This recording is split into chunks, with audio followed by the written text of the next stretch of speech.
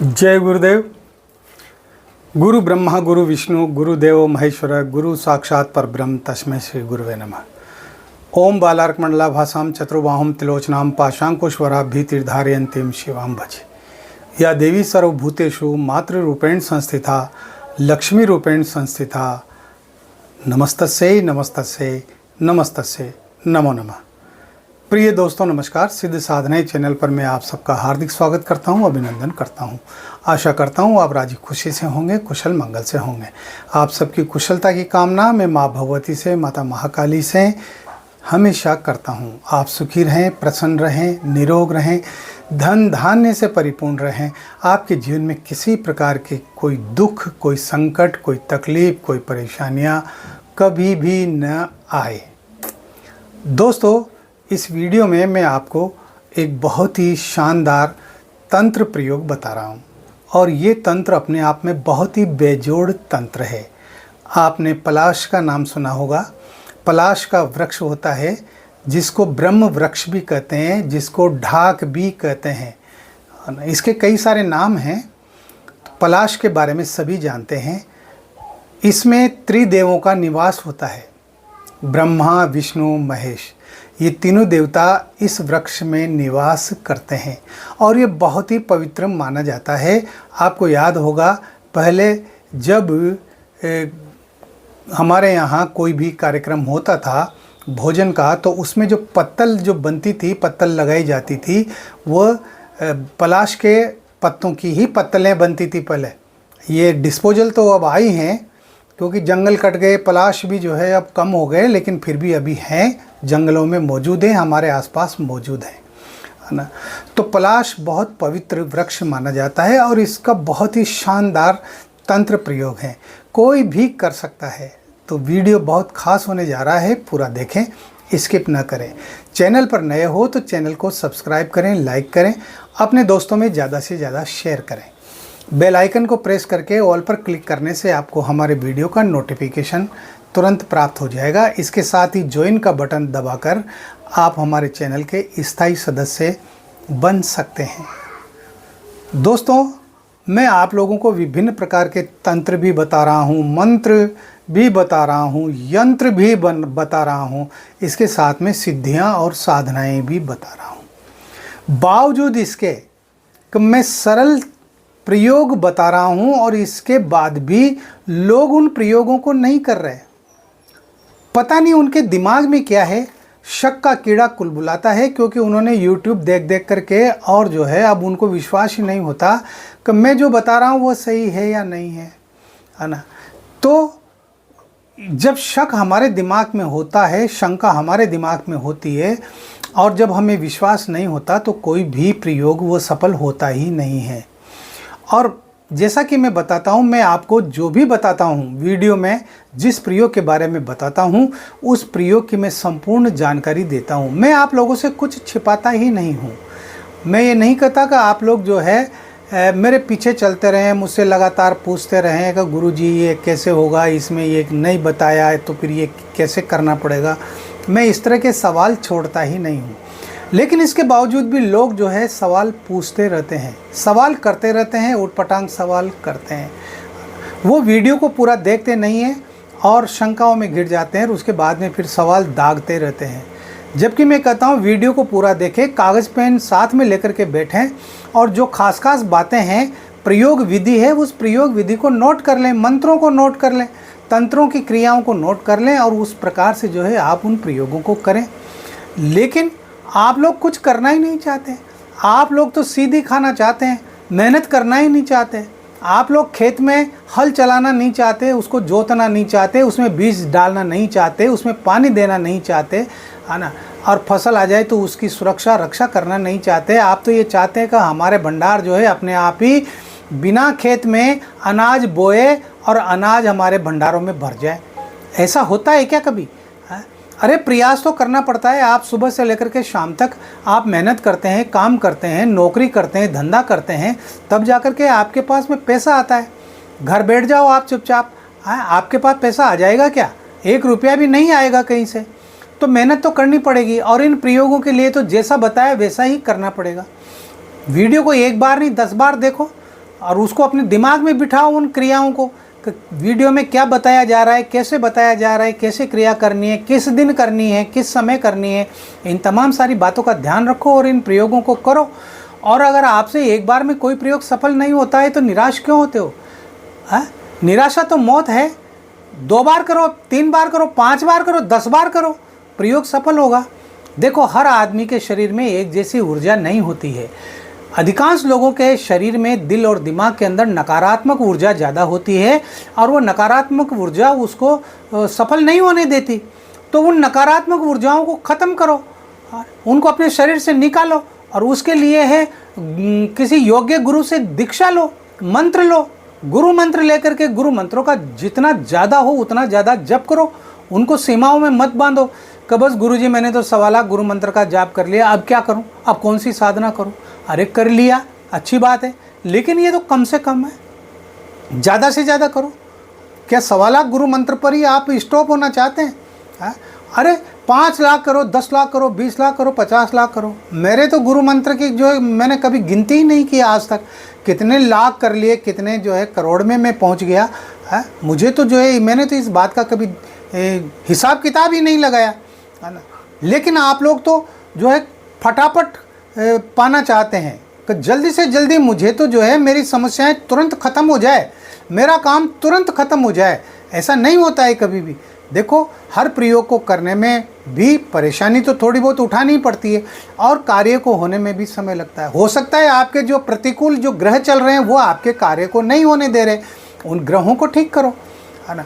और भी आपकी पारिवारिक कई सारी समस्याएं, हो सकता है आप पूजा करते समय या किसी भी प्रयोग को करते समय आपसे किसी भी प्रकार की कोई गलती हो जाती है, तब भी प्रयोग सफल नहीं होता है। तो आत्म मंथन करो, है ना। अपने दिमाग में सोचो मुझसे गलती कहाँ हुई, मुझसे ये प्रयोग कहाँ जो है इस प्रयोग में कमी रही, उसको दोबारा फिर ठीक करो। कहीं ना कहीं कोई ना कोई कमी रहती है, तभी प्रयोग सफल नहीं होते हैं। मेरे साथ भी ऐसा होता था पहले शुरुआत में, जब मैं 14 साल 15 साल का था, और जब से मैंने प्रयोगों को करना शुरू किया, है ना, इस क्षेत्र में मैंने कदम रखा, तो मैं भी जो है असफल होता था। लेकिन धीरे धीरे अभ्यास हुआ और गुरु के मार्गदर्शन में जो है मैं लगातार फिर सफल होता चला गया। आज कोई भी प्रयोग है, कोई भी साधनाएं मैं एक बार करता हूँ सिद्ध हो जाती है ना। तो सकारात्मक ऊर्जा आपके अंदर होना चाहिए, शरीर के अंदर, आपके दिल और दिमाग में।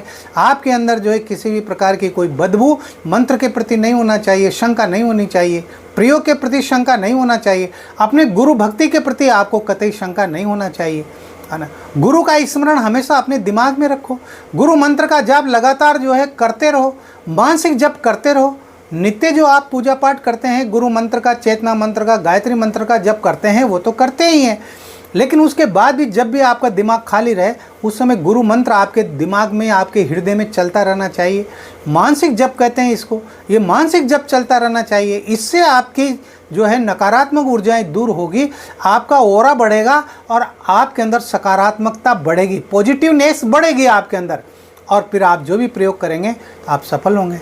लेकिन अधिकांश तो ऐसे हैं जो कुछ करना ही नहीं चाहते, वो तो कहते हैं कि गुरुजी आप ही कर दो हमारे लिए, तो आपको जो पैसा लेना हो जो ले लो, हम दे देंगे, भेज देंगे आपको ऑनलाइन, पर आप ही करके दो।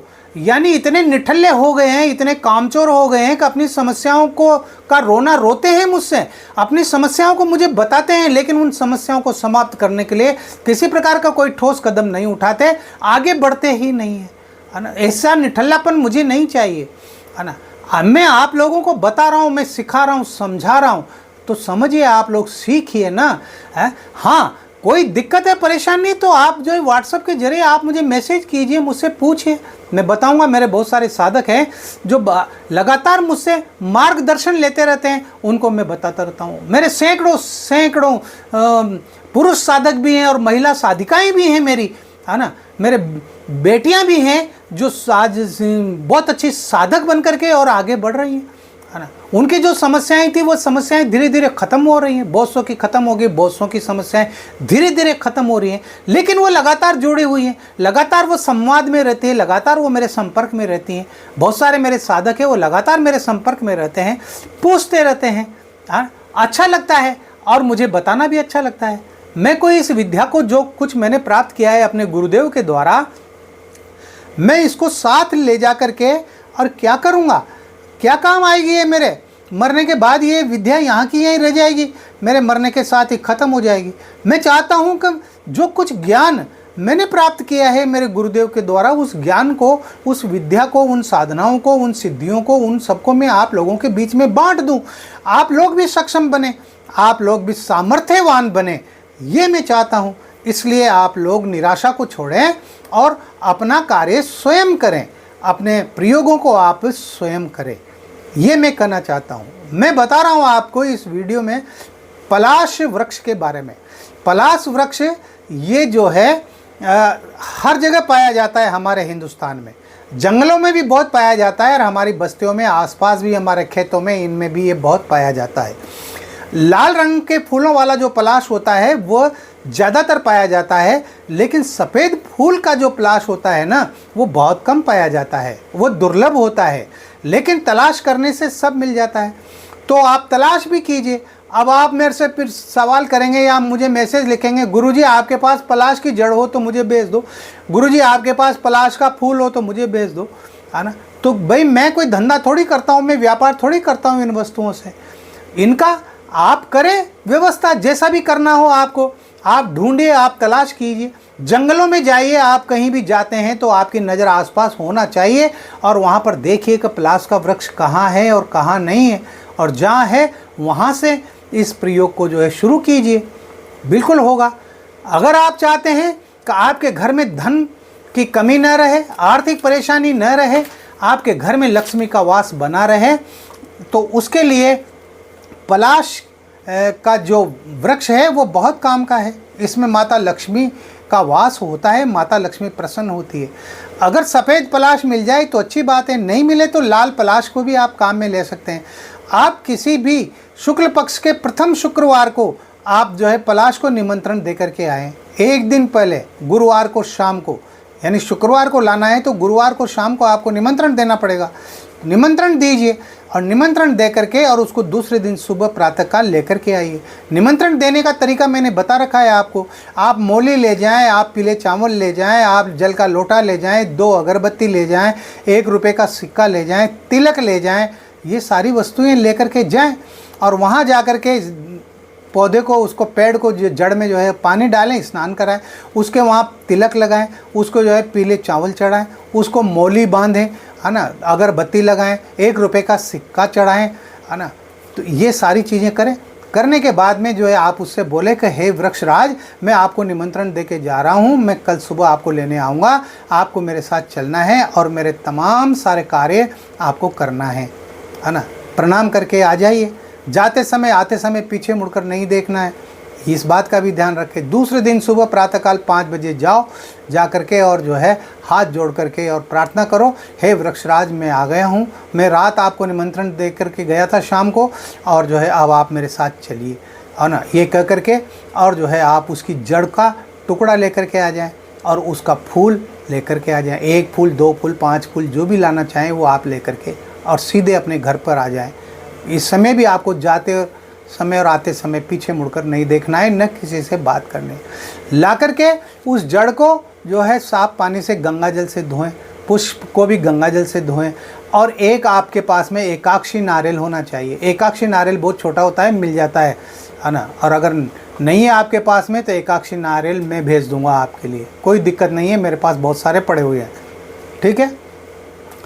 अब आप उनको जो है बाजोट पर रख दें, लाल वस्त्र पर रख दें, रख करके उनकी सामान्य पूजा करें।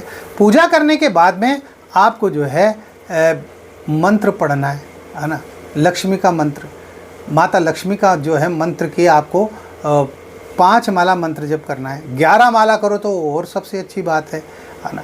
तो लक्ष्मी का मंत्र पढ़ सकते हैं आप ओम श्रीम महालक्ष्मी नमः, ओम श्रीम महालक्ष्मी नमः, ओम श्रीम महालक्ष्मी नमः, इसको पढ़ सकते हैं आप इस मंत्र को भी पढ़ सकते हैं, या आप माता लक्ष्मी का कोई भी मंत्र पढ़ सकते हैं। ये जो स्क्रीन पर आप मंत्र देख रहे हैं, आप इस मंत्र का भी जप कर सकते हैं, है ना, ठीक है ना।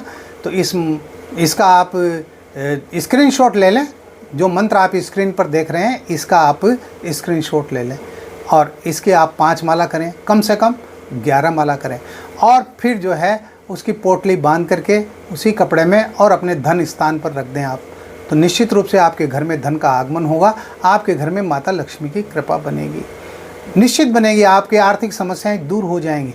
समय लगेगा थोड़ा, लेकिन जो है धीरे धीरे सब हो जाएगा जब आप विश्वास रखेंगे। बहुत सारे तो ये भी कहें कितने दिन में हो जाएगा गुरुजी, 1 दिन में, 2 दिन में, 3 दिन में। अरे इतना उतावलापन भी क्यों करते हो? तुम्हारी स्थितियां बनने में, शुभ स्थितियां बनने में थोड़ा समय तो लगेगा, है ना। और वो तो आपकी श्रद्धा के ऊपर है, आपके समर्पण के ऊपर है कि कितने समर्पण से आप माता लक्ष्मी के मंत्र का जप करते हैं। तो एक तो जो है इसका ये बहुत शानदार प्रयोग है। इसके साथ ही आप किसी न किसी ग्रह से अगर पीड़ित हैं, चाहे वो सूर्य हो, मंगल हो, बुध हो, चंद्रमा हो, शनि हो, राहु हो, केतु हो, बृहस्पति हो, कोई भी ग्रह, 9 ग्रह होते हैं, उनमें अगर कोई ग्रह आपको पीड़ा दे रहा है, आपको परेशानी कर रहा है, तो उसकी जड़ को आप जो है शुभ मुहूर्त में लेकर के आएँ। इसी तरह से निमंत्रण दे करके आएँ।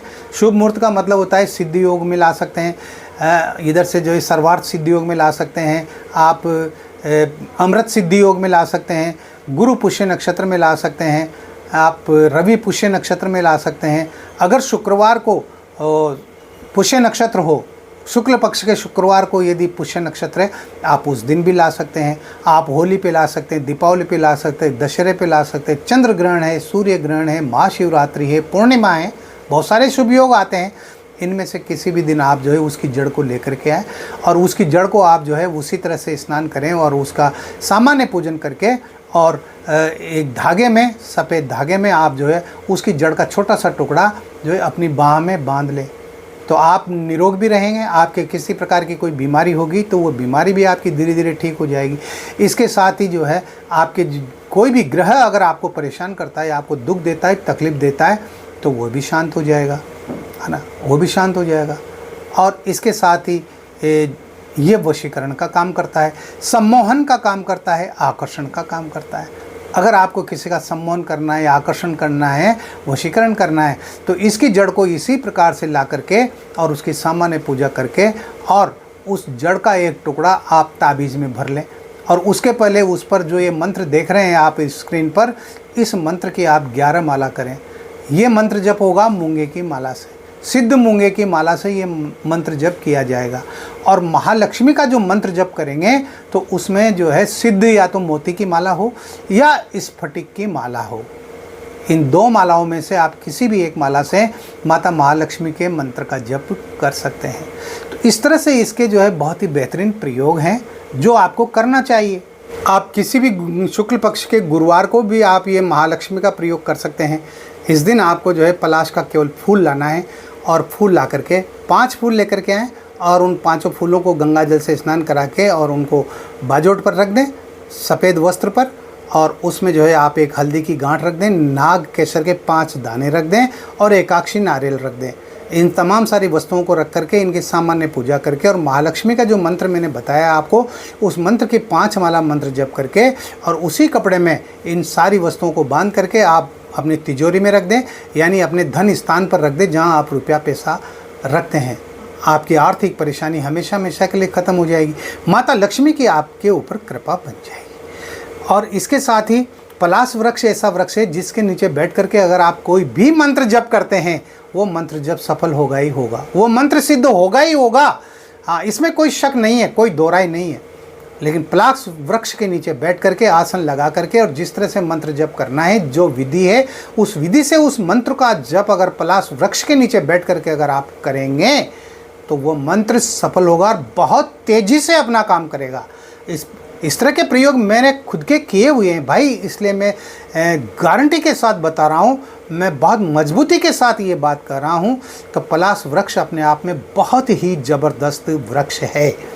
तो ये जो प्रयोग मैंने बताए हैं, इसके और भी कई प्रयोग हैं, सैकड़ों प्रयोग हैं, लेकिन इस वीडियो में मैंने जो बताया कम से कम इनको तो कीजिए। बाद में फिर जब कभी समय मिलेगा तो मैं इन पलाश वृक्ष के और भी कई प्रयोग आपको मैं बताऊंगा। पलाश का बांदा, उसका बहुत ज़बरदस्त प्रयोग होता है, उसका मैं अलग से वीडियो बना करके डालूंगा, उसको भी आप कीजिएगा, है ना। तो इन प्रयोगों को करने से ही आपके सुख समृद्धि आएगी, आपके घर में लक्ष्मी का वास होगा, आपके घर में सुख शांति होगी, है ना। तो अगर आप चाहते हैं कि आपका जीवन सुखी बने, आपका जीवन संपन्न बने, तो फिर बैठे मत रहिए, कीजिए इन प्रयोगों को और अपने जीवन को सुखी बनाइए। इस वीडियो में इतना ही। मिलते हैं अगले वीडियो में नई जानकारी के साथ, नए प्रयोगों के साथ। तब तक बने रहिए सिद्ध साधनाएं चैनल पर, जो आपका अपना है।